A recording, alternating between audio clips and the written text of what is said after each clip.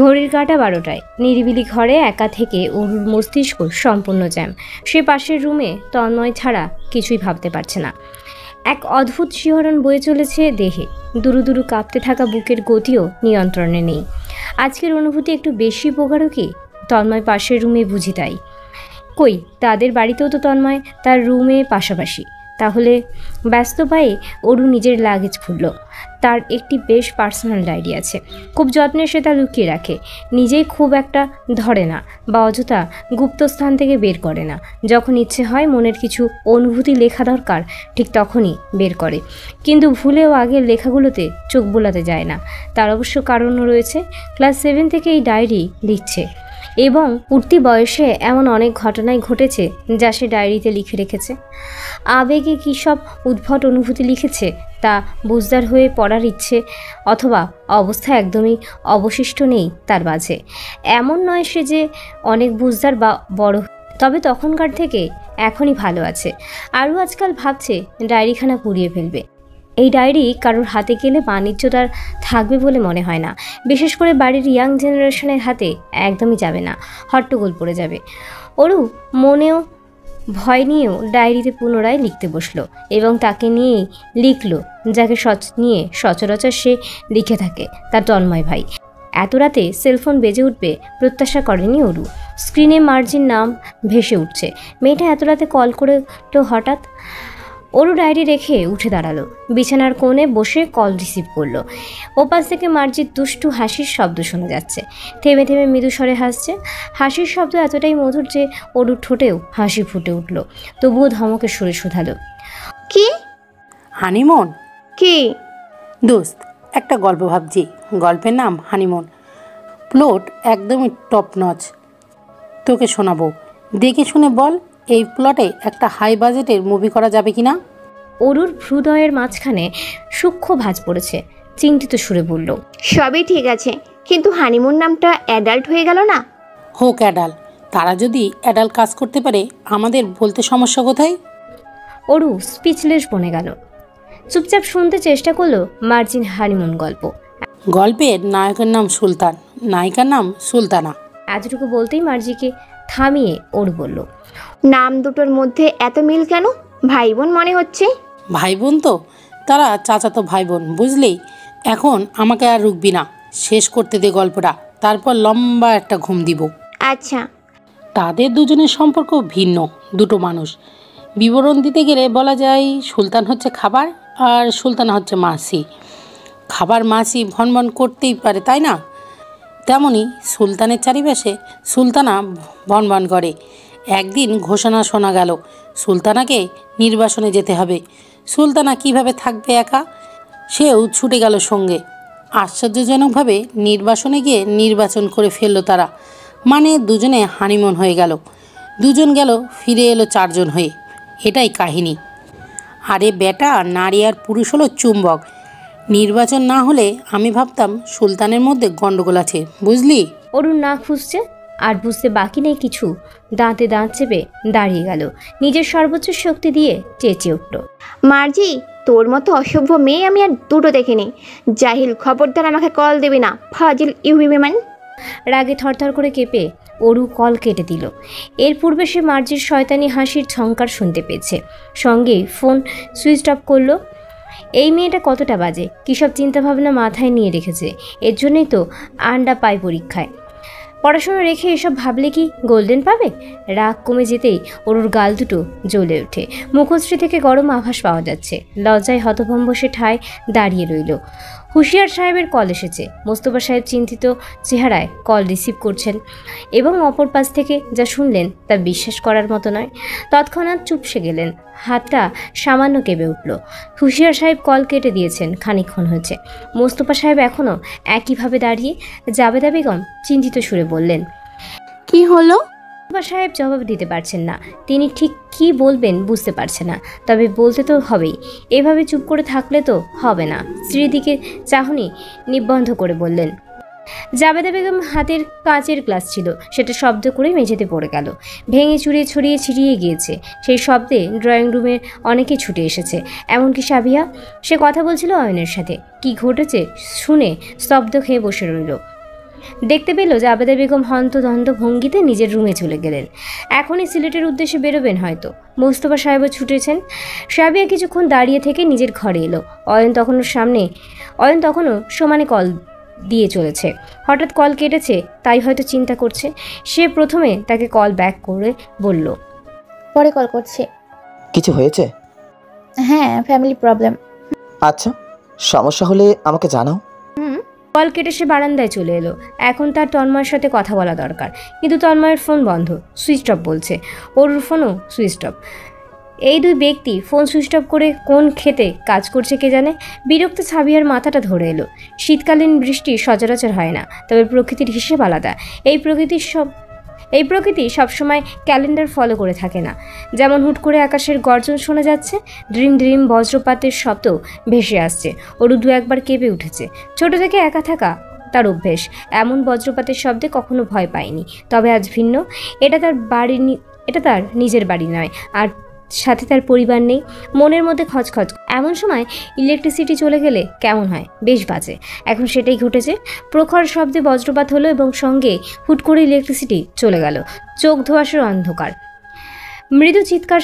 মৃদু স্বরে চিৎকার করছে ওরু। সেলফোন খোঁজার চেষ্টা করলো, পেল না। পরপর অনুমান করে অন্ধকারে ছুটে গেল দরজার দিকে। দরজা খুলে ভয়ার্ত গলায় ডাকলো, তন্ময় ভাই।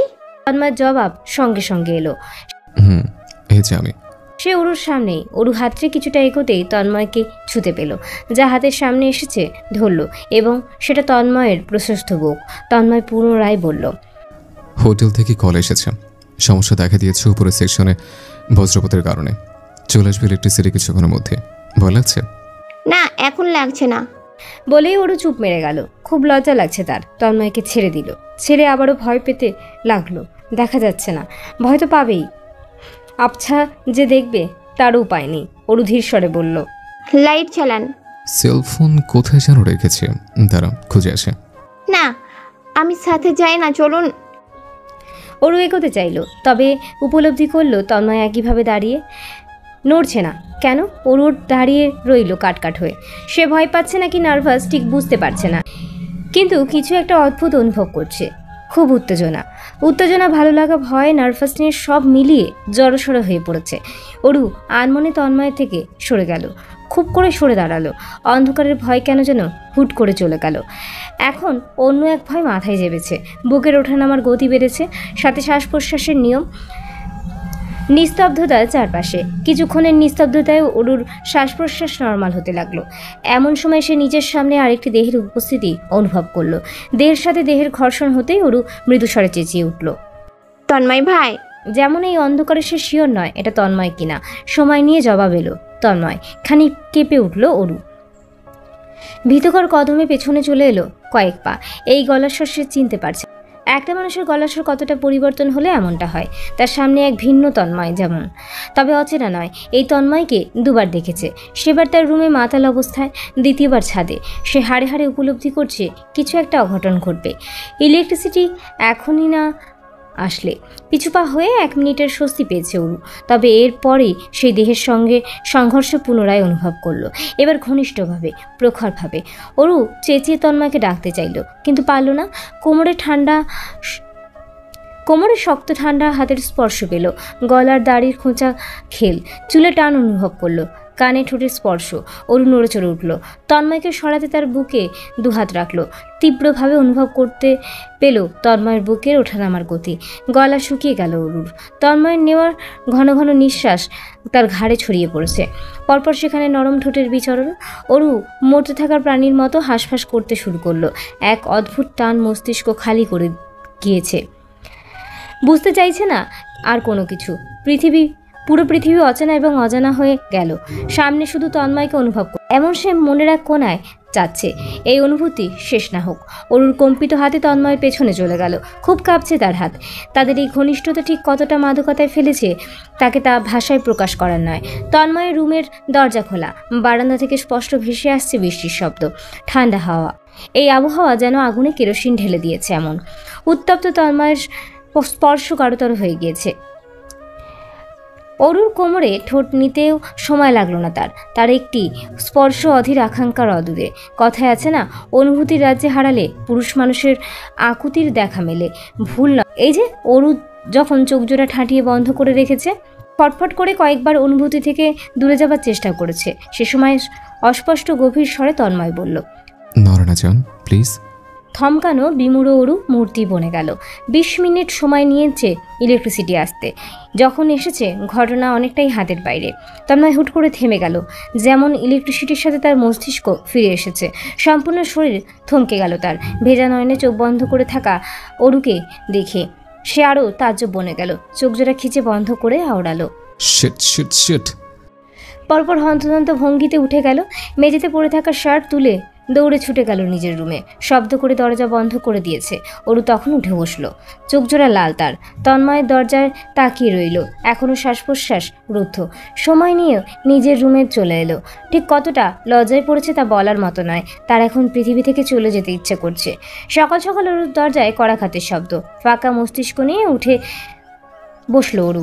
মাথায় বিপুল পরিমাণে ব্যথা করছে। খুব চোখে লাগছে রুমের আলো। সে কিছুক্ষণ মাথা ধরে বসে রইল। অগ্রাহ্য করলো দরজার কড়াঘাত। ধীরে ধীরে গতকালের রাতের সব কিছু পরিষ্কারভাবে মাথায় সেট হলো। মুখ থুবড়ে পড়ল বিছানায়। অস্পষ্ট মৃদুস্বরে চিৎকার করলো। এই মুখ সে কিভাবে দেখাবে, ঠিক কিভাবে? দরজায় আবারও কড়াঘাত। এবার তন্ময়ের গলার স্বর ভেসে এলো, তাড়াতাড়ি তৈরি হয়ে ফাস্ট। অরু মুখ অন্ধকার করে বসলো। মানুষটার মধ্যে লাজ লজ্জা নেই নাকি? এমন একটা ঘটনা ঘটার পর এমন বুক ফুলিয়ে কিভাবে কথা বলতে আসে? অরু ফ্রেশ হয়ে বিড়াল ছানার মতো বেরিয়েছে ঘন্টা লাগিয়ে। মাথা এতটাই নত যে মুখ দেখা দায় হয়ে পড়েছে। খেয়াল করলো তন্ময়ের সাথে ম্যানেজার সুমন উপস্থিত। দুজন কিছু একটা নিয়ে আলাপ আলোচনা করছে। কোথাও যাবে হয়তো। অরু পিছু পিছু মাথা নত করে গেল। পার্কিং লটে গাড়ির সামনে এসেও মাথা নত করে রেখেছে। গাড়িতে উঠে পেছনে বসেছে। মাথাটা ঘুরিয়ে রেখেছে। লজ্জায় হতভম্ব সে এখন তন্ময়ের দিকে তাকাতেও পারছে না। সুমন সাহেব তন্ময়ের সাথে বসে তিনি ধীর স্বরে জিজ্ঞাসা করলেন, স্যার আর ইউ শিওর? মানে একটা সাধারণ বিষয় নয়, একা এ হবে ঠিক হচ্ছে কি? তন্ময়ের জবাব এলো না। অরু ভালোভাবে শুনতেও পেল না কিছু। সে তখনও নিজের দুনিয়া নিয়েই বড়ই ব্যস্ত। গাড়ি থেমেছে আধ ঘন্টা পর। তন্ময় বেরোতেই অরু বেরোলো। ছোট ছোট পায়ে সামনে অগ্রসর হতে গিয়েও চারপাশে নজর বোলালো। অফিস, বিল্ডিং, এটা কোথায়? অরু কিছুই বুঝতে পারল না। অজানা সেই তন্ময়ের ইশারায় চলল। একটি অফিস রুমের মতো। চেয়ারে টুপি পরে একজন মধ্যবয়স্ক চাচা বসে আছে। দাড়ি গোঁফ সাদা ধবধবে। পাশে দু একজন অজানা মানুষও দাঁড়িয়ে আছে। তাদের হাতে ফুলের মালা এবং আরও হাবিজাবি কত কিছু। কথাবার্তায় বোঝা গেল লোকগুলো সুমন সাহেবের ভাইপো। তাদের মধ্যে কথাবার্তা হলো। কথাবার্তা সেরে তন্ময় চেয়ারে গিয়ে বসলো। অরুকে বসতে ইশারা করে চেয়ারে বসে অরুর নেম প্লেটে চোখ গেল, যা টেবিলের কোনায় বড় বড় অক্ষরে লেখা কাজী অফিস। থমকে গেল অরু। বিষয়টা নিয়ে বিস্ময় নিয়ে পাশে তাকালো। তন্ময়ের হেলদোল নেই। নির্বিকার ভঙ্গিতে বলল, যা করতে বলা হবে কর। অরুর কোনো কিছু বিশ্বাস হলো না। সে পাথরের মতো বসে রইল। লজ্জা সংকোচ ভুলে ড্যাব ড্যাব চোখে তাকিয়ে রইল তন্ময়ের দিকে। মালা পরিহিত অরু গাড়িতে বসে স্তব্ধতার চাহনি। তন্ময় স্টিয়ারিংয়ে মাথা দিয়ে রেখেছে। লাগাতার ফোন বাজছে, রিসিভ করছে না। একসময় রিসিভ করলো সাবিয়ার কল। রিসিভ করতেই সাবিয়া বলে উঠল, ভাই, বিয়েটা কি করে ফেলেছিস? তোকে বলেছি এবং আবারও বলছি, অরুকে এখনও বিয়েটা করে ফেল। যা অবস্থা বাড়ির, মনে হচ্ছে জোর জবরদস্তি কিংবা ইমোশনাল ব্ল্যাকমেল করে হলেও তোর গলায় কলিকে ঝুলিয়ে দিবে। এই মেয়ে তোর জন্য সুইসাইড অ্যাটেম্প্ট করেছে। বুঝতে পারছিস নানা নানি কিংবা মা কি চাইবে তোর থেকে?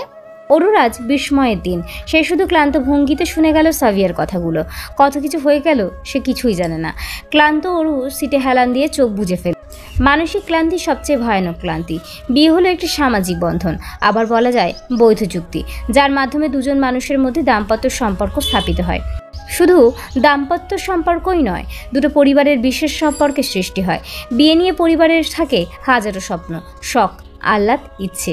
ছেলে কিংবা মেয়ে বিয়েতে বাবা মা আত্মীয় স্বজন অনেকেই অনেক কিছু করার স্বপ্ন বুনে থাকেন, তাই অবশ্যই বিয়েটা একান্তভাবে সেরে ফেলার মতো বিষয় নয়। শাহজাহান পরিবারের মতোই সুনামধন্য পরিবারের ছেলে মেয়েদের জন্যই তো অবশ্যই নয়, তাদের জন্য কাজী অফিসে একান্ত গিয়ে বিয়ে করা আর গলায় ছুরি তাক করা একই বিষয়। ব্যাপারটা সুমন সাহেবের বড্ড ভালোভাবে বুঝে গিয়েছে। এবার বেশ এলোমেলো হয়ে পড়েছেন, প্রেশার বেড়ে গিয়েছে তার, হাঁসফাঁস করছে বুক। তন্ময়ের পারমিশন পেয়েও গোসলও করে নিয়েছে, তবুও দম বন্ধ হয়ে আসা অনুভূতি থেকে মুক্তি পাচ্ছে না। চিন্তায় তিনি যে কোনো সময় হার্ট অ্যাটাক করে ফেলতে পারেন। কি জবাব দিবেন মোস্তফা সাহেবকে? সেই তো গার্জিয়ানের স্বাক্ষর দিয়েছেন, সব কিছু স্বচক্ষে হতে দেখেছে, সব কিছু সে করেছে নিজে দুহাতে। এগুলো নিশ্চয়ই মোস্তফা সাহেবের কানে পৌঁছে গিয়েছে, না হলে এমন পাগলের মতো কলের উপর কল কেন করবেন? এই যে 256 কল ভেসে উঠেছে স্ক্রিনে। কলের নাম্বার দেখেই গলা শুকিয়ে কাটতার কপালের হাত চেপে সোফায় বসে পড়লেন শব্দ করে। স্বেচ্ছায় কি এই জ্বালা কাঁধে নিলেন? চাকরি তো যাবে, সাথে প্রাণও খাওয়ানো। অসহায় দৃষ্টিতে তন্ময়ের দিকে তাকালেন। তন্ময় লাঞ্চ করছে ডাইনিংয়ে বসে। তাকে দেখে বোঝার উপায় নেই যে এত বড় তাণ্ডব করেছে। ছেলেটা কি বুঝতে পারছে না সে কি করেছে, কতটা ভয়ানক কাজ করেছে? এদিকে সুমন সাহেব স্পষ্ট পাশের রুম থেকে অরুর অস্পষ্ট কান্নার শব্দ শুনতে পাচ্ছেন।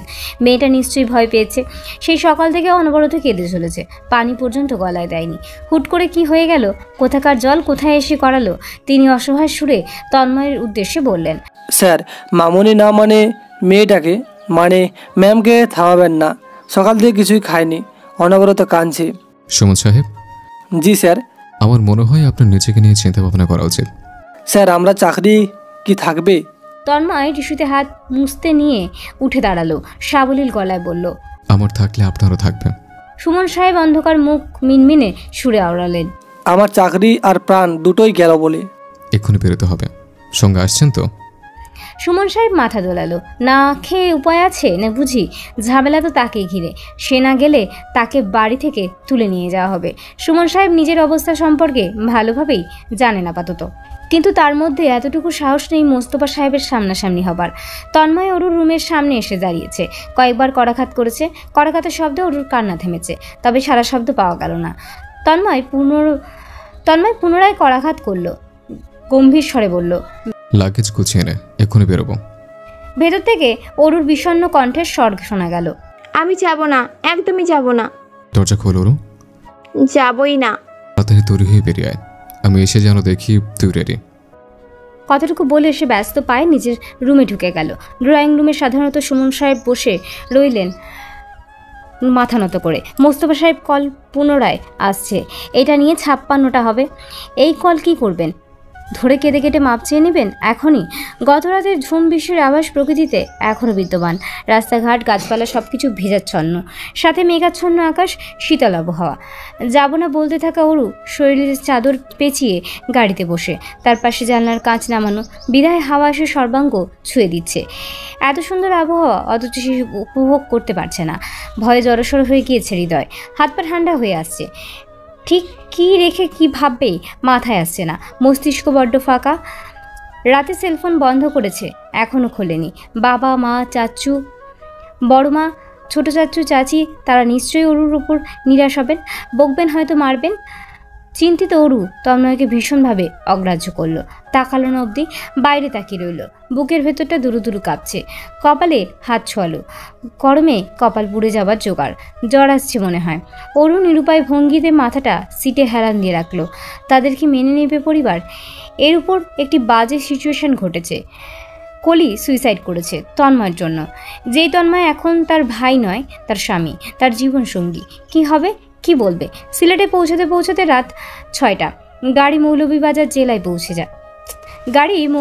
জেলায় পৌঁছে খানবাড়ির উদ্দেশ্যে না গিয়ে সোজা মৌলভীবাজার সদর হাসপাতালের উদ্দেশ্যে ছুটেছে। তন্ময় দ্রুত পায়ে বেরিয়েছে, পিছু পিছু অরু এবং সুমন সাহেবও যাচ্ছেন। সুমন কিংবা অরু একজনেরও পায়ের গতি নেই, ধীরে সুস্থে এগুচ্ছেন। এদিকে তন্ময় তার পূর্বের রূপে স্বাচ্ছন্দ্যে হেঁটে অগ্রসর হচ্ছে। মিনিট 5 মধ্যে সে হারিয়ে গেল অরুর চোখের সামনে থেকে। অরুর চোখের সামনে সবকিছু ঝাপসা লাগছে, দেখতে পারছে না চারিপাশ। যতটা এগোচ্ছে সঙ্গে কেঁপে উঠছে বুকের ভেতর। মোস্তফা সাহেব ব্যস্ত পায়ে করিডোরে হাঁটছেন। দূর থেকেই তার চারপাশে এক অদ্ভুত ভয়ঙ্করী আভাস ঘুরঘুর করছে, যেন কাছে ঘেঁষার সাহস পাওয়া মুশকিল। হুঁশিয়ার সাহেবকে তার থেকে কিছুটা দূরে দেখা যাচ্ছে, চোখ মুখ শক্ত। ওই সাহেব কপালে আঙুল চেপে বসে আছেন। আনোয়ার সাহেব উৎসুক দৃষ্টিতে চারপাশে তাকাচ্ছেন।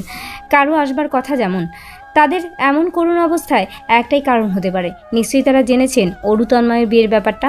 তন্ময়কে দেখে মোস্তফা সাহেবের পা থেমে গেল, দৃষ্টি স্থির হলো। তার নেওয়া ঘন ঘন রাগী শ্বাস প্রশ্বাসের দেখা মিলেছে বুকের ওঠানামার গতিতে। বাকরুদ্ধ হতভম্ব হুঁশিয়ার সাহেব উঠে দাঁড়ালেন। বৃদ্ধ, তার হাতে শক্ত মজবুত লাঠি। তন্ময় সামনাসামনি এসে দাঁড়িয়েছে, যেমন কোনো গুরুতর বিষয় ঘটেনি সেভাবে প্রশ্ন করল। কি অবস্থা কলির? তার বাচনভঙ্গি স্বাভাবিক, অত্যন্ত স্বাভাবিক। তন্ময়ের গলার স্বরে পেশেন্ট রুম থেকে বেরিয়ে এসেছে জাবেদা বেগম, মহাজিদ সাহেব, পরপর আরও অনেকেই বেরিয়েছে। লম্বা করিডোরে মুহূর্তে তাদের পরিবারের এক একটি সদস্যের দ্বারা জ্যাম হয়ে গেল। মুজাহিদ সাহেব অত্যন্ত রেগে, মুখমণ্ডল লাল এবং কঠিন। তিনি তেড়ে মেরে এলেন, কিছু বলবেন পূর্বেই হুঁশিয়ার সাহেব বললেন, এখানে কোনো কথা নয়, বাড়ি ফিরে নেই। তারপর গুরুজনদের কথার অবস্থা কিছুক্ষণের জন্য ধামাচাপা পড়ে গেল। আর তবে কতক্ষণের জন্য? ওরু দুরু দুরু পায়ে এসেছে। তাকে দেখে আনোয়ার সাহেব ছুটে গেলেন, চোখে মুখে তার চিন্তার ছাপ। পিছু গেলেন সুমিতা বেগমও, কিন্তু তার মুখে ক্রোধ, চিন্তার ছিটে ফোটাও আপাতত অবশিষ্ট নেই। আনোয়ার সাহেব পূর্বে মেয়ের কাছে চলে এলেন। স্পষ্ট শব্দে চর বসিয়ে দিয়েছেন মেয়ের গালে। চরের শব্দ এতটাই প্রগাঢ় যে উপস্থিত সকলেই শুনতে পেল। আনোয়ার সাহেব তাজ্জব বনে গেলেন। তার পায়ের গতি থেমে গেল মাঝপথে। মেয়েকে গিয়ে ধরতে অবধি পারেনি এখনো। সুমিতা বেগম আবারও হাত তুলবেন, তখনই তন্ময় খুব দ্রুত পায়ে অরুকে নিজের পেছনে টেনে নিয়ে এসেছে। অরু ততক্ষণে নিজের গাল ধরে রেখেছে, দুচোখের পাতায় অশ্রু টলটল করছে। ব্যথিত নয়নে মায়ের পানে তাকিয়ে সে মানছে ভুল করেছে, এর জন্য এতগুলো মানুষের সামনে চর মারবে বুঝি? সুমিতা বেগম তন্ময়ের দিকে তাকালো। তন্ময়ের চেহারায় কোনো ভাবান্তর দেখা গেল না। সে খুব দৃঢ় গলায় বলল, এইভাবে ওকে মারবেন না চাচি, আমার পছন্দ না। কথা বলতে চাওয়া হবে পরে, এখানে সিন ক্রিয়েট করবেন না। মোস্তফা সাহেব ধুক করে চেয়ারে বসে পড়েছেন। খুব খুশ শব্দে কেসে উঠলেন। তিনি অবিশ্বাস্য চোখে ছেলের দিকে তাকিয়ে বিশ্বাস করতে পারছেন না যা তিনি শুনেছেন এবং যা তার সামনে ঘটেছে। হাত কাটার সামান্য চেষ্টা, অতটা গুরুতরভাবে হাতের নলি কাটতে পারেনি। কিছুটা কেটেছে, মূলত ভয় জ্ঞান হারিয়ে ফেলেছিল। রিস্ক থেকে মুক্ত কলিকে বাড়িতে নেওয়ার পারমিশন দেওয়া হয়েছে হাসপাতাল থেকে। রাত 10টার মধ্যে খানবাড়িতে পৌঁছেছে সকলের গাড়ি। মেয়েকে মহাজিদ সাহেব ধরে ভেতরে নিচ্ছেন। সোজা রুমে গিয়ে শুয়ে দিয়েছেন। স্ত্রীকে মেয়ের পাশে রেখে বেরিয়ে এসেছেন। ইতিমধ্যে সকলে উপস্থিত বৈঠক ঘরে, এমনকি সুমন সাহেবও। তিনি যথাসম্ভব নিজেকে আড়াল করে দাঁড়িয়েছে। এমত অবস্থায় চোখ রাঙিয়ে তার দিকে তাকিয়েছেন মোস্তফা সাহেব। সেই চাহনিতে রয়েছে আগুনের ফুলকি। থরথর করে কেঁপে উঠলেন তিনি। স্যার। মোস্তফা সাহেব বুকে হাত চেপে আছেন। চোখজোড়া কিছুক্ষণের জন্য বন্ধ করলেন। নিজের তেরা ছেলেকে জিজ্ঞেস করার চেয়ে উত্তম ম্যানেজারকে জিজ্ঞাসা করা। তিনি চোখজোড়া খুলে কোনো রকম প্রশ্ন করলেন সুমন সাহেবকে। মাহবুব সাহেব যা বলছেন তাতে কি সত্যি? মাথা নত করে আছেন সুমন সাহেব। ভীত ছোট গলায় জবাব দিলেন। মোস্তফা সাহেব হাঁসফাঁস করে উঠলেন। ওর ফ্রিজ থেকে একটি ঠান্ডা পানির বোতল হাতে সোফায় বসেছে। ঢকঢক শব্দে পানি খেয়ে বোতলটি টেবিলে রাখলো। বাবার উদ্দেশ্যে বলল, এটা আমি করেছি, সুমন সাহেব নন। তন্ময়! চেঁচিয়ে উঠলেন মোস্তফা সাহেব। তিনি দাঁড়িয়ে গিয়েছেন রাগে, ভয়ে অরু কেঁপে নিঃশব্দে কেঁদে উঠেছে। সে আনোয়ার সাহেবের পেছনে দাঁড়িয়ে। আনোয়ার সাহেব বিন্দুমাত্র রেগে নন। আসলে সে রাগবেন নাকি হাসবেন বুঝতে পারছেন না। মানে তিনি রাগান্বিত হওয়ার কোনো কারণ দেখছেন না।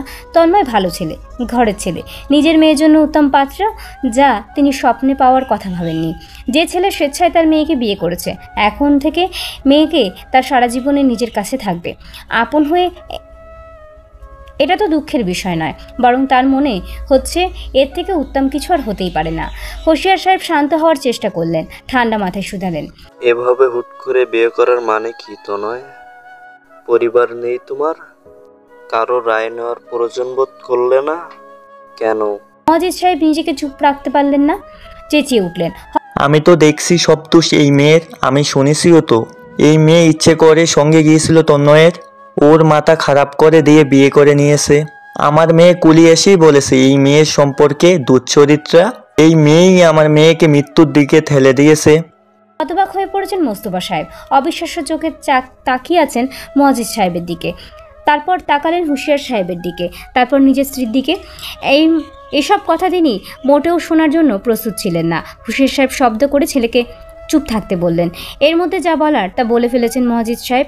তন্ময় স্তব্ধ মেরে বসেছিল, এবার উঠে দাঁড়ালো, মুয়াজ্জিজ সাহেবের চোখে চোখ রেখে তাকালো। লাল হয়ে গেছে চোখের সাদা অংশটুকু, ক্ষিপ্ত মুখশ্রী। মোস্তফা সাহেব ছেলেকে আটকানোর সামান্য প্রচেষ্টা করলেন। পূর্বেই তন্ময় বলে ফেলেছে, আপনি যার সম্পর্কে কথা বলছেন সে আমার স্ত্রী, মুখ সামলে কথা বলবেন। আনোয়ার সাহেব নড়ে উঠলেন, হাতের শক্ত মুষ্টিবদ্ধ ঢিল হলো, আটকে রাখা প্রখর শ্বাস ফেললেন। লাল চোখজোড়া কিছুটা শান্ত হলো, কিন্তু রাগে থরথর করে কাঁপতে থাকা শরীর এখনও গরম। অরু বাবার হাত চেপে ধরে রেখেছে, নিঃশব্দে কান্নায় ভেঙে পড়েছে সে। মোস্তফা সাহেব উঠে দাঁড়ালেন, শক্ত গলায় বললেন, ভুল আমার হয়েছে। আমাদের পরিবারের বিষয়ে এখানে তোলা ঠিক হয়নি। ছেলে আমার, ভাতিজিও আমার, তাদের নিয়ে কথা বলার অধিকার আমার। আমার নিজের হ্যান্ডেল করতে নিব। বাবা আসছি, নাতি বিয়ে খেতে হলে আসবেন। চলো যাবে তা। তিনি এক মুহূর্ত দাঁড়াননি, দ্রুত পায়ে বেরিয়ে গেলেন। ছেলের উপর যতই রাগ ছিল সব উবে গেল, এক রাশ যন্ত্রণা দিয়ে গেল বুকে। নিজের বাড়ির মেয়ে সম্পর্কে এসব কথা তিনি বরখাস্ত করবেন না। ওই সাহেব আর তার ভাই আনোয়ার সাহেবের কাঁধে হাত রাখলেন। অরুকে সহ সদর দরজার দিকে এগোলেন। হুঁশিয়ার সাহেব উদ্বিগ্ন সুরে মোস্তফা সাহেবকে ডেকে চলেছেন। কাজ হলো না, মুয়াজ্জিজ সাহেবও আহাম্মক দাঁড়িয়ে রইলেন। জাবেদা বেগম আর আশপাশ তাকালেন না। বাবা মায়ের উদ্দেশ্যে কিছু বলে তিনিও বেরিয়ে পড়লেন। রুষ্ট হয়ে আছে হয়তো। দ্রিম দ্রিম শব্দে বজ্রপাত হচ্ছে, আকাশ ফেটে বৃষ্টি নামবে। রাস্তাঘাট ভিজিয়ে দিয়েছে, প্রকৃতি উচ্ছ্বসিত। জানলার কাছে বৃষ্টির রেখা। অরু ধ্যান মেরে তাকিয়ে থাকতে চাইল। বাড়ির উদ্দেশ্যে ফিরেছে সে আর তন্ময় একই গাড়িতে। আনোয়ার সাহেব তাদেরকে আলাদা যেতে দিয়েছেন মূলত। অবশ্য মোস্তফা সাহেব অমত করেছেন। তবে কে শোনে কার কথা? অরু আর চোখে তন্ময়ের দিকে আবারও তাকালো। গতকাল রাত থেকে তন্ময়ের বলা কিছু শব্দ তার হৃদয়ে তীরের ন্যায় ছুঁয়েছে। এই যে গভীর রাতে তাকে গম্ভীর স্বরে জান বলে ডাকলো, তখন সে দুনিয়া ভুলে গেল চারপাশ। এতটুকু জীবনে কখনো এভাবে ডাকতে শোনেনি তন্ময়কে। সে কখনো স্বপ্নেও কল্পনা করেনি তন্ময় এইভাবে বলতে পারে। এই যে এখনও তার শ্বাস নিতে কষ্ট হচ্ছে সেই রাতের ঘটনা ভাবতেই। তারপর আজ যেভাবে মায়ের থেকে তাকে রক্ষা করলো, তারপর স্ত্রী বলে রুখে দাঁড়ালো। অরু তখন মনে হলো বাবার পরে তন্ময় তার দেওয়াল, তাকে রক্ষা করার দেওয়াল, তার ভালো মন্দ বুঝে নেওয়ার মানুষ। স্বামী স্ত্রীর বন্ধনগুলো খুব ভালোভাবেই অরুকে নাড়িয়ে দিয়েছে। হুট করে তন্ময়ের ফোন বেজে উঠল। তন্ময় রিসিভ করে লাউড স্পিকারে দিয়েছে। ওপাশ থেকে হাস্যোজ্জ্বল পুরুষালী কণ্ঠস্বর ভেসে এলো, দোষ, যা শুনলাম সত্যি নাকি? কি শুনেছিস? ভাব কম নেই মামা, অবশেষে আমাদের মতো মিঙ্গেল হয়ে গেলি। আচ্ছা, হঠাৎ বিয়ের কারণ কি? খিরে ভুল হয়ে গেছে নাকি তোর দ্বারা? আমি নিশ্চিত বিজনেস ট্যুরে গিয়ে ফুডস খেতে হাত বাড়িয়েছিলি, বেসামাল হয়ে গেছিলি। তোকে আমি তাড়াহুড়োতে চিনি বেটা। দোষ। ওর পাশে লাউড স্পিকার দেওয়া, আই এম ড্রাইভিং। আহিনের অনর্গল কথা বন্ধ হয়ে গেল। পরপর কল কেটে গেল। অরু লজ্জায় হতভম্ব। সে দুহাতে মুখ ঢেকে অন্য পাশে ফিরে গেল। ছি, অরু ঠিক জানে তাদের এই বিয়ে এত সহজে মেনে নেওয়া হবে না। তখন রাগের বশে হয়তো মেনে নিয়েছে। নিশ্চিত বড়সড় ঝড় অপেক্ষা করছে বাড়িতে পা রাখতেই আসল রূপ বেরোবে সকলের। হয়তো মা আরও একটি চর বসাবেন গালে, চাচু গম্ভীর মুখে আরুকে ডাকবেন সামনে, বকাঝকা করে অরুকে বান্দরবন পাঠিয়ে দিন। নয়তো বড় মা অভিমানী স্বরে কথা শোনাবেন। চাচি খুব রেগে হয়তো বলবেন, এই কাজ কিভাবে করলি বল তো অরু? আমাদের কথা একবার ভাবলি না? তোকে দিয়ে এটা একদম আশা করিনি। তখন অরু জবাব দিতে পারবে না, কেঁদে ভাসিয়ে দিবে শাহজাহান বাড়ি। অবশ্য এখন তার হাত পা ছিটিয়ে কাঁদতে ইচ্ছে করছে। এই ভয় নিয়ে তো থাকতে পারছে না। ভয়ে তার সারা শরীর কেঁপে উঠছে খানিকক্ষণ পরপর। এমন পরিস্থিতিতে হওয়া গেলে কেমন হয়? ভ্যানিশ হয়ে যাক। অরু এই থমথমে সিচুয়েশন আর নিতে পারছে না। সকলের গম্ভীর মুখ সহ্য করতে পারছে না। সবাই কেমন করে তাকে শুধু দেখছে, কথা বলছে না, আদর করে ডাকছে না কেন? অরু কি এমন করে ফেললো? 5 ঘন্টা জার্নি করে রাত 4টায় গাড়ি বাড়ির সামনে এসে পৌঁছেছে। অরু আসামির ন্যায় মাথা নত করে বেরিয়ে এলো। বাড়িতে প্রবেশ করে এক কোণে দাঁড়িয়ে পড়ল। আর চোখে তন্ময়কে দেখে নিল। তন্ময় সবাই বসেছে। তার ভেতরে কোনো আতঙ্ক, ভয় কিংবা জড়তার চিহ্ন নেই। অথচ অরু ভয়ে শ্বাস ফেলতে পারছে না, মাথা উঁচু করে বাবা মায়ের মুখের দিকে তাকাতে পারছে না, বিশেষ করে বড় চাচু আর বড় মার পানে। একটি বিষয় পুরো পরিবারকে অপ্রস্তুত সিচুয়েশনে ফেলে দিল। সম্পর্কের দ্বিতীয় প্যাচ বেরোলো। এত বছরের সাধারণ মধুর সম্পর্কের মধ্যে ভিন্ন স্বাদের সম্পর্ক জুড়ে গেল, যার স্বীকারোক্তি দেওয়াটা দুশ্চিন্তা এবং দ্বিধাজড়িত বিষয়। আশ্চর্য, চোখের পলকে আনোয়ার সাহেব নিজের ভাইপোর শ্বশুর হয়ে গেলেন। সুমিতা বেগম শাশুড়ি বনে গেল। আহাম্মক মোস্তফা সাহেবও ভাতিজির শ্বশুর হয়ে গেলেন। জাবেদা বেগম শাশুড়ি। সাধারণ সম্পর্কগুলো মুহূর্তে অসাধারণ রূপ নিয়ে ফেলেছে। এই অসাধারণ সম্পর্কের রূপ বুঝে শাহজাহান বাড়ি গুরুজনেরা বড়ই সমস্যায় পড়ে গেলেন। এই যে মোস্তফা সাহেব অপ্রস্তুত ভঙ্গিতে কেসে উঠছেন, ভাইয়ের সঙ্গে আনোয়ার সাহেবও কেসে উঠলেন। ওই সাহেব গলা খাকারি দিয়ে অন্য পাশে তাকালেন। জাবেদা বেগম এবং সুমিতা বেগম নিঃশব্দে চাওয়াচাই করে নিলেন। পরিবেশ ভীষণ থমথমে এবং অপ্রস্তুত, মানে সকলের হাজারো কথা, কেউ আগ বাড়িয়ে কথাবার্তার শুরুটা করতে পারছে না, দ্বিধাবোধ করছেন। অবশেষে মোস্তফা সাহেব ছেলের দিকে চোখ, তন্ময়ের মুখ ভোঁতা হয়ে আছে, বাবার চোখ রাঙানো অগ্রাহ্য করে বলল, এভাবে বসে থাকবো? কিছু বললে বলো, আমি রুমে যাব। ছেলের কথায় মোস্তফা সাহেবের দ্বিধাবোধ পুরো দমে কেটে গেল। গর্জিয়ে উঠলেন রাগী স্বরে, এত বড় তাণ্ডব করে আমাদের গলা বাড়িয়ে কথা বলছো, লজ্জা করছে না তোমার? এই মুখে আমার সামনে এনেছো কিভাবে? ওয়াদা ভঙ্গ করেছো তুমি। ছি, তুমি আমার ছেলে, তা তো আমি ভাবতেই পারছি না। আমি যে কি না কখন কোথায় খেলাপ করি জীবনে, সেখানে আমার ছেলে তুমি হলে কি করে? Everything is fair in love and war. ওই সাহেব এক গ্লাস পানি খেতে নিয়ে বিষম খেলেন। গলায় পানি আটকে লাগাতার কেশে দম আটকে ফেললেন। বুকে এলোপাতারি থাপড়ালেন। মোস্তফা সাহেব স্ট্রোক করে বসবেন। তিনি ঠিকভাবে শ্বাস নিতে পারছেন না। বুকে হাত চেপে কম্পিত আঙুল ছেলের পানে তুললেন। ভেঙে ভেঙে কিছু বলতে গিয়েও পারলেন না। অন্যথায় তন্ময় আসলে কথাটি বলতে চায়নি, মুখে চলে এসেছে হুট করে। বলে অবশ্য বেশ হালকা অনুভব করছে। বাবার অবস্থা দেখে তার রাজ্যের ঘুম ভ্যানিশ হয়ে গেল। খুব আরাম করে সোফায় কাঁচিত হয়ে বসলো। যার যা অভিযোগ শুনবে যেমন। ওহি সাহেব শান্ত হয়েছেন, খুব মোলায়েম সুরে কথা শুরু করলেন। কিছু হয়েছিল? এভাবে হুট করে কি কারণ? তন্ময় দূরে কাট হয়ে দাঁড়ানো অরুকে দেখে নিল। রাজ্যের বিরক্তি নিয়ে বলল, কি হবে, কিছু হয়নি, কোনো কারণ নেই, বিয়ে করতে ইচ্ছে হলো, করে নিলাম। ওহি সাহেব কথা এগোনোর ভাষা হারিয়ে ফেললেন। অন্য বাড়ির মেয়ের বিয়ে হলে না হয় মানা যেত, নিজের বাড়ির ছেলে নিজের বাড়িরই মেয়ে বিয়ে করেছে। এখানে কি বলবেন বা করবেন বুঝতে পারছেন না। মোস্তফা সাহেব কিছুটা শান্ত হয়েছেন। তিনি আঙুল তুলে বললেন, তুমি বাড়ি থেকে বেরিয়ে যাও, এই বাড়ি তোমার কোনো স্থান নেই। ঠিক আছে। তন্ময় উঠে দাঁড়ালো, উচ্চস্বরে বলল। এই অরু, ব্যাগ গুছিয়ে নে। মোস্তফা সাহেব চোখ বড়সড় করে দাঁড়িয়ে গেলেন, চেঁচিয়ে বললেন, ও ব্যাগ গুছাবে কেন? আমার বউ আমার সাথে যাবে না? মোস্তফা সাহেব বুকে হাত চেপে সোফায় বসে বললেন। চোখ বন্ধ করে ওই সাহেবের উদ্দেশ্যে বললেন, আল্লাহ গো, এই অসভ্য ছেলেকে আমার সামনে থেকে যেতে বলো এক্ষুনি। তন্ময় চলে যেতে পা বাড়ালো। মোস্তফা সাহেব দম নেবার অবস্থায় নেই, তবুও ছেলেকে শুনিয়ে আবারও বললেন, এটা কোনো বিয়ে হলো? এই বিয়ে মানা যায় না। অরুর রুমের ট্রান্সফরমার হোক এখনো। আজ থেকে অরু নিচে রুমে থাকবে, জাবেদার ব্যবস্থা করো। আর তুমি অসভ্য ছেলে 100 হাতে দূরে থাকবে ওর থেকে। বাবা ছেলের মধ্যে কি এই যে কিসের যুদ্ধ চলছে কেউ বুঝতে পেল না। উপস্থিত সবার অসহায় চোখে দেখা গেল। তন্ময় তোয়াক্কা করলো না বাবার কথার, সে উপরে চলে গেল। অরুকে সে সাবিয়া ধরে নিয়ে যাচ্ছে। দীপ্ত চুপচাপ পিছু পিছু গেল তাদের। বুকের ভেতর গুরুম গুরুম করছে, আনন্দে চোখের কোণা ভিজে উঠেছে। চেঁচিয়ে বাড়িঘর মাতিয়ে রাখতে ইচ্ছে করছে, কিন্তু পারছে না ভয়ে। সবাই গম্ভীর মুখে আছে। নিশ্চয়ই দীপ্তর ব্যাক পিঠের মধ্যখানে থাপড়ে লাল করে দিই। কিন্তু দীপ্ত বাপ চাচাদের আড়ালে এসে নেচে উঠল। তার দীর্ঘ লাফানোতে ঝাঁকড়া চুলগুলো দুলছে, যেন তারাও খুশিতে নাচছে। সত্যি? আমার কথা শোনার মতো মানুষ তো ভাই নয়। ও বিয়েটা সত্যি করে নিল? ওয়াই? আমার বিশ্বাস হচ্ছে না। কিছু কি হয়েছে? সাবিয়ার প্রশ্নের সম্মুখীন হয়ে অরু থমকে গেল। থমথমে গলায় বলল, কি হবে? কিছু একটা কারণ আছে, না হলে আমার ভাই কথা নড়চড় করার মানুষ নয়। বাবাকে কথা দিয়ে সে নিজের এই ভাঙবে এমনটা হতে পারে না।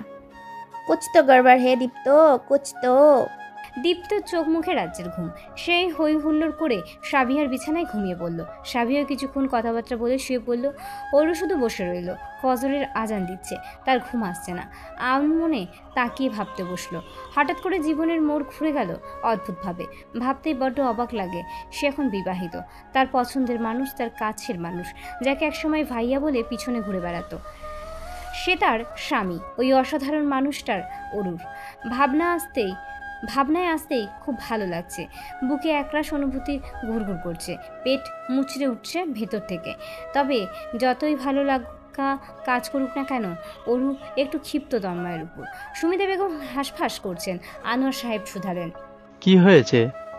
এই বিয়েটা মানে ভাইয়া খুব করে বলেছিল, এটা কি হয়ে গেল?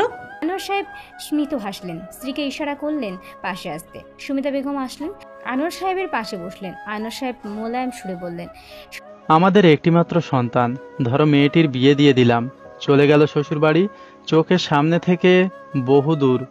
মাসে একবার, হয়তো বছরে একবার দেখতে পাবো। আমাদের বা দেখবে কে তখন? এই যে রাতে হুট করে মেয়েটা চলে আসে, কিভাবে যেন বুঝতে পারে আমার মাথা ব্যথা, বলবে বাবা মাথাটা একটু মালিশ করে দিই, বাবা তোমার বুকে আবারও যন্ত্রণা করছে, সেবার তোমার ভীষণ জ্বর হলো, আমি সহ ভাইয়া তুফানের কারণে আটকে বাড়িতে কেউ নেই, সবাই ফিল্ম দেখতে বেরিয়েছে, মেয়েটা একাই তোমাকে দেখার জন্য বাড়িতে থেকে গেল, সেবা যত্নও করলো, হঠাৎ করে তোমার অবস্থা খারাপ, দিশেহারা মেয়েটা আমার সেই তুফানের মধ্যে ছুটে বেরিয়ে পাশের ক্লিনিকের ডাক্তারকে ডাকতে, কি সাংঘাতিক তোমার অবস্থা হয়েছিল। চিন্তায় মেয়েটা দুদিন তোমার সাথে ছিল, সেবা যত্ন করলো, এক পা নড়ল না তোমার চারিপাশে থেকে। সেই আমাদের আদুরে মেয়েটা চলে যাবার পর আমাদের কি হতো? এভাবে কেই বা দৌড়ে আসতো, মাথা ব্যথার পরে থাকলে কেউ মালিশ করে দিবে বলে দৌড়ে আসতো না। কিন্তু দেখো আল্লাহ তাআলার কি বিশেষ রহমত, পরের বাড়ি যাওয়ার জন্য জন্ম নেওয়া মেয়েটা সারা জীবন বাবার বাড়িতে থাকবে, পাশে কাছে দৈনন্দিনের মতো একসাথেই থাকবো, মৃত্যুর আগ পর্যন্ত মেয়েটা চোখের সামনে থাকবে। এটা আনন্দের বিষয় নয় সুমিতা? আবার দেখো তন্ময়কে ছেলের চোখে দেখে আসলাম, আমার দেখা শ্রেষ্ঠ ছেলে, কোনো কমতি বা খারাপ দিক নেই তার মাঝে। সেই ছেলে আমার একমাত্র মেয়ের জামাই হয়ে গেল। আমাদের মেয়ের জামাই সম্পর্কে দুটো, হয়তো এই সম্পর্ক শক্ত করে রাখতে পরিশ্রম করতে হবে, আগের থেকে এখন আরও বেশি কেয়ারফুল হতে হবে। তবে দিন শেষে আপন সম্পর্কগুলো চারিপাশে রয়ে গেল না। সুমিতা বেগম কেঁদে উঠলেন, ভেঙে পড়লেন স্বামীর বুকে, খুব করে কাঁদলেন। কাঁদতে দিলেন তাকে আনোয়ার সাহেব। একসময় শান্ত হলেন সুমিতা বেগম, খুব ধীর স্বরে বললেন, আমাকে একদিন বলেছিলেন আপনি সেই দিনের অপেক্ষায় যেদিন আমি নিজেকে আপনাকে সব কিছু খুলে বলবো। আমি আজ বলতে চাই, আপনি শুনবেন? আনমনে আনোয়ার সাহেব স্ত্রীর মাথায় হাত বুলিয়ে বললেন, শুনবো। ছোট থেকেই অবহেলিত ছিলাম, মা বাবা সবসময় ভাইয়াদের এগিয়ে রাখতেন, ভাইয়ারা সর্বদাই আমাকে অপছন্দ করতেন, আমি সবসময় তাদের ভালোবাসা পাবার জন্য কাতর হয়ে থাকতাম, তারা আমাকে ভালোভাবে দেখতনই না। আমার বন্ধু বান্ধবদের ভাইয়াগুলোকে দেখতাম, কত সুন্দর ব্যবহার তাদের, খুনসুটি আদর তাদের চারিপাশে লেপ্টে, সেগুলো দেখে কেঁদে ভাসাতাম। স্বপ্ন দেখতাম আমার ভাইয়া আমার বাবাও এভাবে আমার মাথায় আদুরেভাবে হাত রাখবে, মন খুলে কথা বলবে, আমি কেমন আছি জিজ্ঞেস করবে। কিন্তু স্বপ্নগুলো স্বপ্ন রয়ে গেল। আপনার সাথে বিয়ে হলো এই পরিবারের মানুষ দেখে মুগ্ধ হয়ে গেলাম। যেখানে আমি বড় হয়েছি সেখান থেকে সম্পূর্ণ ভিন্ন পরিবেশ, ভিন্ন ব্যবহার পেলাম। প্রথম এসে ভেবেছিলাম এখানে হয়তো নাটক চলছে, তাই সবাই এমন ভালো ব্যবহার করছে। দিন যেতে থাকলো, আমার ভুল ধারণা ভাঙলো, এই পরিবারের মানুষগুলো আসলে সত্যিকারের। খেয়াল করলাম বিয়ের পর ভাইয়াদের ব্যবহারের পরিবর্তন এলো, আমাকে গুরুত্ব দিতে শুরু করলো। আমার যে কি আনন্দ হলো আপনাকে বোঝাতে পারবো না। অনাকাঙ্ক্ষিত স্বপ্নগুলো চোখের সামনে পূরণ হতে দেখে দিশেহারা হয়ে পড়লাম। ভাইয়ারা যা বলতো করার চেষ্টা করতাম, টাকা দিতে বলতো দিতাম, অফিসের সম্পর্কে জানতে চাইতো জানাতাম, সত্যিটা চোখের সামনে থাকতেও তা অগ্রাহ্য করলাম। তাদের ভালোবাসা পাওয়ার জন্য অন্ধ হয়ে গেলাম। মেয়েটাকেও তাদের বাড়িতে পাঠানোর জন্য এক পায়ে রাজি ছিলাম। আমি ভালো মা নই, ভালো স্ত্রী নই। আমি অঝরে কাঁদতে থাকা সুমিতা বেগমকে জড়িয়ে বুকে নিলেন আনোয়ার সাহেব। সান্ত্বনা স্বরূপ কপালে ঠোঁট ছোঁয়ালেন। তিনি হেসে বললেন, আমরা অপেক্ষার পর অবসান ঘটেছে। মাফ করবেন আমাকে। তুমি অন্যায় করনি সুমিতা, আমি তোমাকে অন্যায় করতে দেইনি। ঠিক এভাবে আগলে রেখেছি, মরার আগ পর্যন্ত আগলে রাখবো। তুমি শুধু পাশে থেকো। বিয়ের বিষয়টি যেমন ঘটেইনি, সকলেই নর্মাল, কোনো রিয়াকশান নেই। সাত সকালে ঘুম থেকে উঠে সবাইকে আগের মতো পেল অরু। ব্রেকফাস্টে খেতে বসে সে ভয়ে মায়ের দিকে তাকালো। সুমিতা বেগম গম্ভীর মুখে দুধের গ্লাস এগিয়ে দিলেন নিত্যদিনের মতো। অরু এক টানে খেয়ে নিল সেটা। ভয়ে নাক মুখ কুচকায়নি আজ। পরপর তন্ময় এসে পাশের চেয়ারে টেনে বসলো। তৈরি হয়ে এসেছে জনাব, খেয়ে অফিসে যাবে বোধহয়। অরু চোরা চোখে তাকে দেখে নিল। আশ্চর্য, সবাই নর্মাল, শুধু অরু বাদে। কেন সবাই কি ভুলে গেল তাদের বিয়ের কথা? কালই তো বিয়ে করলো তারা। অরু বিবাহিত, ব্যাচেলার নয়। আর এত বড় সত্য কেউই গ্রাহ্য করছে না। আর সবাইকে বিয়েটা ভুলে যেতে চাইছে। তন্ময়ও ভয়ে ওর বুক কেঁপে উঠল। বাড়িঘর পরিষ্কার পরিচ্ছন্ন করা হচ্ছে, রান্নাবান্নার আয়োজন চলছে, প্রতিবেশীদের আনাগোনা দেখা যাচ্ছে। মূলত আজ সাবিয়াকে পাত্রপক্ষ দেখতে আসবে বিকেলের দিকে। মোস্তফা সাহেব দুপুরের দিকে মেয়ের কক্ষে আসলেন গম্ভীর মুখে। সাবিয়া তখন জড়সড় হয়ে বাবার সামনে দাঁড়ালো। মোস্তফা সাহেব চেয়ারে বসলেন, মেয়েকে ইশারা করলেন তার সামনে বসতে। সাবিয়া বসলো, মোস্তফা সাহেব ইশারা করলেন, শুনছো তো তোমার মায়ের থেকে? জি বাবা। তোমার কোনো আপত্তি আছে? সাবিয়া চুপ করে থাকলো। বুকটা ফেটে যাচ্ছে তার। তীব্র যন্ত্রণায় ভেতরটা দাউ দাউ করে চলছে। তবুও মুখ ফুটে সত্য বলার সাহস পাচ্ছে না। কিভাবে বলবে, কোন মুখে বলবে? এইভাবে তন্ময়ের বিষয়টি নিয়ে তার বাবা মা প্রচণ্ড অস্বস্তিতে। এখন যদি সে আবার এগুলো বলে, সাবিয়ার বাবার আদুরের মেয়ে হয়ে সত্যটা প্রকাশ করতে পারলো না। আর না পারলো না বলতে। মাথা নত করে বসে থাকলো। মোস্তফা সাহেব বললেন, বিয়ে তো করতে হবে, আর কতদিন? আমাকে পিতার দায়িত্বটা পালন করতে দাও মা। মোস্তফা সাহেব মেয়ের মাথায় হাত রাখলেন। কিছুক্ষণ মাথায় হাত বুলিয়ে দিয়ে বেরিয়ে গেলেন।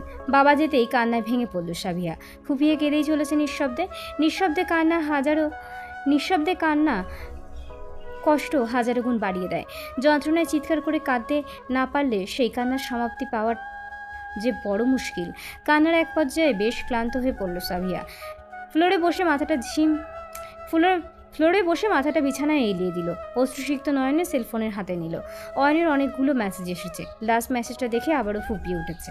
অয়ন একটা লেহেঙ্গার ছবি পাঠিয়েছে, সঙ্গে একটি মেসেজ, শামিনের সাথে শপিংয়ে এসেছি সাবিয়া, একটা ব্ল্যাক লেহেঙ্গা দেখলাম, আমার সেটা খুব পছন্দ হয়েছে, তোমার জন্য কিনবো বলে প্রাইস জানতে চাইলাম।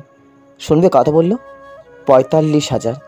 আমার কার্ডে 28,000 টাকা আছে। বাবার থেকে চাইলে ব্যাপারটা কেমন না? বিজনেসের প্রফিট করেই প্রথমে এই লেহেঙ্গাটা কিনবো। আমাদের বিয়েতে তুমি এটাই পরবে, কেমন? কান্নায় সাবিয়ার শ্বাস প্রশ্বাস আটকে যাবার জোগাড়। এই ছেলেটা কি বুঝতে পারছে না যে কোন সিচুয়েশনে আছে তারা? তাদের সামনে সে তো কোনো রাস্তা দেখছে না। আর তার বাবা প্রেম একদমই মেনে নেবেন না কখন। ঘণ্টাখানেক বাদে অয়নের কল এলো। সাবিয়া ঘুমিয়ে পড়েছিল। চোখ বুজে বিছানা হাতড়ে সেলফোন হাতে নিল। সেভাবেই কল রিসিভ করলো। অয়ন হয়তো বাইরে। যানবাহনের তীব্র শব্দ কানে আসছে। পুরোদমে ঘুম ভেঙে গেল তার। উঠে বসলো, প্রশ্ন করলো, কোথায় তুমি? অয়ন যেমন প্রচণ্ড বিরক্ত হয়েছে, খুব গম্ভীর স্বরে বলল, পোলাপান জড়ো করছি। কি? কেন আবার? যেই শালা আসছে আমাকে দেখতে, ওর কত বড় কলি যাবো কি? ওটার পোস্ট ম্যাডাম করবো আজ আমি। মাঝ রাস্তায় ধোলাই ওয়াশ করতে ফিটত পাঠিয়ে দেব। কার দিকে নজর দিয়েছে সেটা ওরা হারে হারে টের পাবে। বাকরুদ্ধ হয়ে গেল। কিছুক্ষণের জন্য নির্বোধের পরিণত হলো। সময় নিয়ে ধমকে উঠল, তুমি এক্ষুনি বাড়িতে আসো বেয়াদব। অয়ন মুখ ভোঁতা করে ফেললো। অসহায় সুরে ডাকলো, সাবিয়া। আর কোনো কথা নেই আমাদের মধ্যে। কল কেটে গেল। অয়ন অন্ধকার মুখে ফোনের স্ক্রিনে তাকিয়ে রইল। সৌভিক তখন পোলাপানদের হাতের স্টিক লাঠিগুলো হাতিয়ে দেখছে। ভয় দেখাতে এসব অস্ত্রই হতে হবে নাকি আরও লাগবে ভাবছিল। এমত অবস্থায় বন্ধুর নেতিয়ে থাকা মুখশ্রী দেখে নড়ে চড়ে উঠল। আন্দাজ ছুড়ে বলল, তুই কি ভাবি কি বলে দিলি?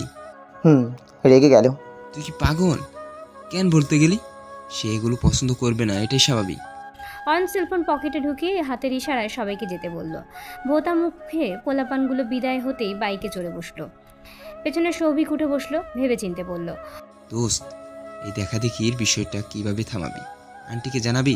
আর জানাবে, সে তো পাত্রপক্ষ আসা নিয়ে বেশ এক্সাইটেড। দেখলাম নিজের সিগনেচার আইটেমগুলো রান্না করে সাহেবীদের বাসায় যাচ্ছে। আরে, ওদের বাসার সামনে আগুন লাগালে কেমন হয়? নাকি সাবিয়াকে তুলে নিয়ে আসবো, নাকি সোজা সাপটা শ্বশুর আবার সামনে যাব, তাই করি নাকি? অয়ন বিষণ্ণ অনুভব করছে, কি করবে বুঝতে পারছে না। সে কি ডিরেক্ট কাজে নিয়ে শাহজাহান বাড়ি চলে যাবে? লতা বেগম 40 বয়সের স্বাস্থ্যবতী মহিলা, লম্বা চওড়া দেহের গড়ন। অয়নের মুখশ্রীর সঙ্গে বড্ড মিল পাওয়া যায়। টানা ভ্রু, উঁচু নাক, পাতলা ঠোঁট, গোলাকৃত চেহারা, এমনকি ভ্রুর উপরে ছোট্ট তিলখানা হুবহু অয়নও পেয়েছে। তিনি সবেমাত্র শাহজাহান বাড়ি ঢুকেছেন। দুহাত ভর্তি খাবার। সাবিয়াকে দেখতে আসবে, এর থেকে আনন্দের বিষয় যেমন পৃথিবীতে দুটো নেই তার কাছে। তিনি নিজের করা রান্না আইটেমসগুলো সোজা ডাইনিংয়ে রাখলেন। সোফায় বসে প্রতিবেশীদের সঙ্গে আলাপ আলোচনায় মগ্ন হলেন। তাদের কানাঘুষো গল্পের মাধ্যমে জানতে পারলেন তন্ময় আর অরুর বিয়ের কথা। বিয়ের বিষয়টি একান্তই গোপন, এখনও শাহজাহান পরিবার সরাসরি কাউকে বলেনি এ বিষয়ে। প্রতিবেশী যারা জানে সবাই কানাকানি ভাবছে। সাহস করে সোজাসাপটা কেউই শুধবে না, তা পারছেও না। তবে লতা বেগম ভিন্ন, তার আবার শাহজাহান বাড়ির গিন্নিদের সঙ্গে বেশ ভাব। সোজা চলে গেলেন জাবেদা বেগমের কাছে, সরাসরি জিজ্ঞেস করবেন। বিয়ের বিষয়টা কি তারা একদমই বিশ্বাস হচ্ছে না। এটা বিশ্বাস করার মতো বিষয় নাকি? ভদ্র সমাজের বড় বাড়ির দুটো ছেলে মেয়ে কি না একা একা বিয়ে করে নিল? জাবেদা বেগম তখন রান্নায় ব্যস্ত, তাকে সাহায্য করছেন মুক্তি বেগম। ধীরস্বরে লতা বেগম জিজ্ঞাসা করলেন, তন্ময় নাকি অরুকে বিয়ে করে নিয়েছে? এমন প্রশ্নে জাবেদা বেগম মুচকি হাসলেন। তিনি কিছু বলবেন এর পূর্বেই মুক্তি বেগম মুখ খুললেন। আর বলবেন না, এই বিষয়ে ঝড় তুফান হয়ে গেল বাড়িতে। বিয়েটা গতকাল করেছে, কাজী অফিসে গিয়ে। করবে না কেন বলুন? চারপাশ থেকে ছেলেটার উপর যে হাড়ে নজর পড়েছে, আর এইদিকে মেয়েটারও রক্ষা নেই। লতা বেগম কিছুই বুঝলেন না। মুফতি বেগমের কথামাত্রা তার মাথার উপর দিয়ে গেল। জাবেদা বেগম আঁচলে হাত মুছলেন, চায়ের কাপ লতা বেগমের হাতে দিলেন। দুজনে অন্যদিকে হাঁটতে শুরু করলেন। এদিকে মানুষজন নেই, নিরিবিলি। চায়ের কাপে চুমুক দিচ্ছেন লতা বেগম। প্রত্যাশায় আছেন জাবেদা বেগম কিছু বলবেন হয়তো। জাবেদা বেগম বললেন, ও আপনাকে যে জানাবো তার উপায় ছিল না। ছেলে মেয়ে দুটো না জানে বিয়ে করে নিয়েছি, এমন বিষয় তো বলার মতো নয়। তা তো অবশ্যই। আমার ছেলেটা ওর জন্য পাগল। শীত ছোট থেকেই আমার ভেবে রেখেছিলাম ওর বড় হলে এই বিষয়ে কথা বলবো, কিন্তু ছেলে মানতে নারাজ। না জানিয়ে বিয়ে করে নিল হুট করে। অবশ্যই তার দ্বারা এমন কাণ্ড আমরা কেউ প্রত্যাশা করিনি। খুব বুদ্ধিমান ছেলে আমার, সবসময় সব কিছু সামনে নিয়েছে, এখনও সামলাচ্ছে। সে কিভাবে এই কাজ করে অবশ্য জানা নেই। এখন বিয়েটা তো আর অস্বীকার করা যাবে না। আপনার ভাই এখনও রেগে, তিনি চাচ্ছিলেন না ওরও এখনই বিয়ে করে নিই। মেয়েটা এখনও ছোট, ইন্টার পাস করলো সবে মাত্র। ভাইজিকে বড্ড ভালোবাসেন কি না চাচ্ছেন আরও সময় নিয়ে ভাববেন। বিয়েটা হয়ে ভালো হয়েছে। আমার তো এখন দুটাকে পাশাপাশি দেখতে ইচ্ছে করছে। নিচে খুব মানিয়েছে। জাবেদা বেগম হাসলেন। আসলেই দুটোকে মানিয়েছে, তিনি তো চোখ ফেরাতেই পারেন না। কতটা সুন্দর দেখায় ছেলে মেয়ে দুটোকে একত্রে, তা তিনি ভাষায় প্রকাশ করতে পারবেন না। এই তো সকালে অরু আর তন্ময় একসাথে খেতে বসলো। জাবেদা বেগম আর চোখে কতবার যে নজর দিলেন অগণিত। শুধু সে নয়, মোস্তফা সাহেব, আনোয়ার সাহেবও খাওয়া বাদ দিয়ে বেশ কয়েকবার তাকিয়েছেন তাদের বিয়ের কথা। সকলেই ভুলে বসেছে। এ বিষয়ে মন খারাপ করে বসে থাকতে পারল না অরু। বিবেকবান সে এখন সাবিয়ার চিন্তায় পাগল প্রায়। এই যে সকালে তন্ময় তাকে ধমক দিয়েছিল, ধমক খেয়ে অরু তন্ময়ের উপর আরও ক্ষিপ্ত। তবুও সে নিজের অভিমানী মন এবং ক্ষিপ্ত অনুভূতি একপাশে রেখে তন্ময়ের রুমের সামনে হাজির হলো। আজ তন্ময় বাসায়। মোস্তফা সাহেব তাকে অফিস যেতে দেয়নি, সাবিয়াকে দেখতে আসবে। বড় ভাই হিসেবে তাকে তো থাকতেই হবে। অল্পখানিক দরজা ঠেলে মাথা ঢোকালো। তন্ময় বিছানায় শুয়ে টেলিভিশন দেখছে, খুব সিরিয়াস ভঙ্গিতে তাকিয়ে আছে। টেলিভিশন থেকে খবরের শব্দ আসছে। অরু টিপ টিপ মন নিয়ে সেভাবে দাঁড়িয়ে রইল। ভেতরে যেতে দ্বিধাবোধ করছে মূলত, যাবে নাকি না দ্বিধাজড়িত অরুকে আর চোখে তন্ময় দেখে নিয়েছে। মিনিট 5 হলো তবুও অরু ভেতরে প্রবেশ করছে না দেখে তন্ময় বলল, চেয়ারে গিয়ে দিব? অরু ভোরকে পড়ে যেতে গিয়ে নিজেকে সামলালো। ওনার কোনা দরজায় লেগে আছে, খেয়াল করেনি। কিছুটা যেতেই পেছনে টান খেলো।